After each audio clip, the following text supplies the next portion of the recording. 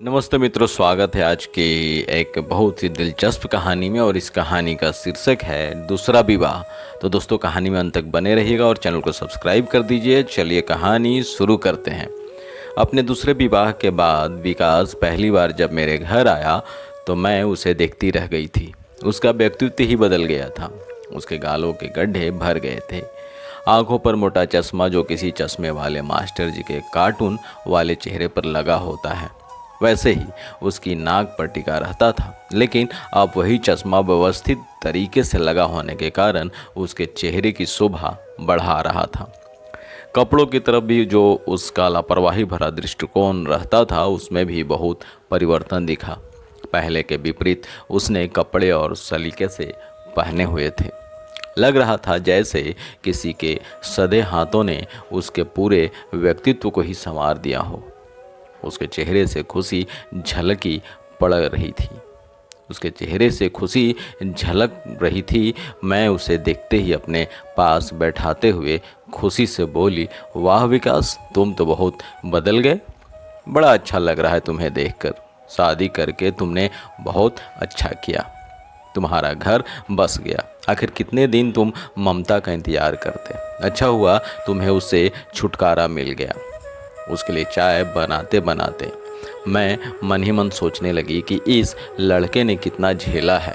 पूरे 8 साल अपनी पहली पत्नी ममता का मायके से लौटने का इंतजार करता रहा, लेकिन वह अपने जिद पर अड़ी रही कि वह नहीं आएगी। विकास को ही अपना परिवार, जिसमें उसकी माँ और एक कुंवारी बहन थी, को छोड़कर उसके साथ रहना होगा। विकास के छोटे से घर में उन सब के साथ रहना उसको अच्छा नहीं लगता था। ममता की अपनी माँ का घर बहुत बड़ा था।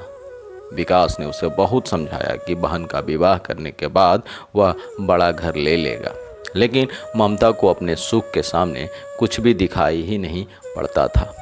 उसके मायके वालों ने भी उसे कभी समझाने की कोशिश नहीं की। विकास ने ममता की अनुचित मांग को मानने से साफ इनकार कर दिया, लेकिन ससुराल में जाकर ममता को समझाने में कोई कसर नहीं छोड़ी। अंत में वही हुआ, दोनों का तलाक हो गया। उन 8 सालों में हमने विकास को तिल तिल मरते देखा था। वह मेरे बेटे रवि का सहकर्मी था। अक्सर वह हमारे घर आ जाता था। मैंने उसको कई बार समझाया था कि वह अपनी पत्नी ममता का इंतज़ार न करे और तलाक ले ले, लेकिन वह कहता था कि वह ममता को तलाक नहीं देगा। ममता को पहल करनी है तो करे। ममता को जब यह विश्वास हो गया कि विकास उसकी शर्त कदापि पूरी नहीं करेगा, तो उसने विकास से अलग होने का फैसला ले लिया। चाय पीते हुए मैंने विकास से उसकी नई पत्नी के बारे में पूछा, तो उसने बताया, आंटी, मैं तो शादी करना ही नहीं चाहता था, लेकिन माँ और बहन की जिद के आगे मुझे झुकना पड़ा। आपको पता है कि उमा जिससे मैंने शादी की है, वह एक स्कूल में टीचर है। उसके 2 बच्चे, एक लड़का और एक लड़की है। लड़का 12 साल का और लड़की 16 साल की है। उमा भी शादी नहीं करना चाहती थी। उमा के माँ बाप तो उसे समझाकर थक गए थे, लेकिन अपने बच्चों की जिद के आगे उसने शादी करना स्वीकार कर लिया। जब उन बच्चों ने मुझे अपने पापा के रूप में पसंद किया, तभी हमारा विवाह हुआ। मेरी होने वाली बेटी ने विवाह से पहले मुझसे कई सवाल किए। पहला कि मैं उसके पापा की तरह उनसे मारपीट तो नहीं करूँगा। दूसरा, मुझे शराब पीने की आदत तो नहीं है। जब उसे तसल्ली हो गई, तब उसने मुझे पापा के रूप में स्वीकार करने की घोषणा की। मैंने भी उनको बताया कि मेरे ऊपर जिम्मेदारी है। मैं उनको उतनी सुख सुविधाएं तो नहीं दे पाऊंगा जो वर्तमान समय में उन्हें अपने नाना के घर में मिल रही है। मैंने अभी बात भी पूरी नहीं की कि मेरी बेटी बोली कि उसे कुछ नहीं चाहिए, बस पापा चाहिए। मुझे पले पलाए बच्चे मिल गए और उन्हें पापा मिल गए। मेरा तो कोई बच्चा है नहीं। अब इस उम्र में ऐसा सुख मिल जाए तो और क्या चाहिए भला।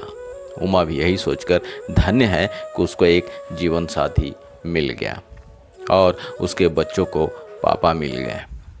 अब घर घर लगता है। बच्चे जब मुझे पापा कहते हैं तो मेरा सीना गर्व से फूल जाता है। एक बार मेरी बेटी ने मेरे जन्मदिन पर एक नोट लिखकर मेरे तकिए के नीचे रख दिया। उसमें लिखा था, दुनिया के बेस्ट पापा। उसे पढ़कर मुझे लगा कि मेरा जीवन ही सार्थक हो गया है। उसने एक ही सांस में अपने मन के उद्गार मेरे सामने व्यक्त कर दिए। ऐसा करते हुए उसके चेहरे की चमक उस समय देखने लायक थी। बात बात में जब वह बड़े आत्मविश्वास के साथ मेरी बेटी शब्द इस्तेमाल कर रहा था, उस समय मैं सोच रही थी कि कितनी खुश होगी वह लड़की। लोग तो अपनी पैदा की हुई बेटी को इतना प्यार नहीं करते।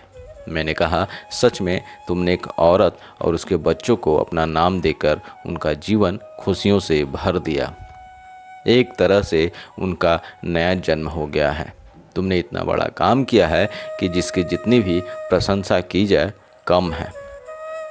तुम्हें घर बसाने वाली पत्नी के साथ पापा कहने वाले बच्चे भी मिल गए।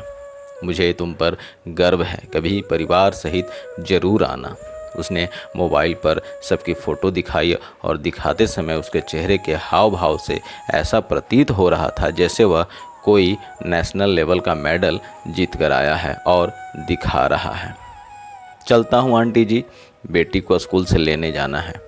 वह मेरा इंतज़ार कर रही होगी। अगली बार सबको साथ लेकर आऊँगा। और झुकते हुए मेरे पाँव को छूकर दरवाजे की ओर वह चल दिया। मैं उसे विदा कर के सोच में पड़ गई कि समय के साथ लोगों की सोच में कितना सकारात्मक परिवर्तन आ गया है।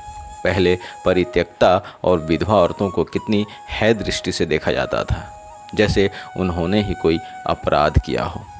पहली बात तो उनके पुनर्विवाह के लिए समाज आज्ञा ही नहीं देता था। और किसी तरह हो भी जाता था तो विवाह के बाद भी ससुराल वाले उनको मन से स्वीकार नहीं करते थे।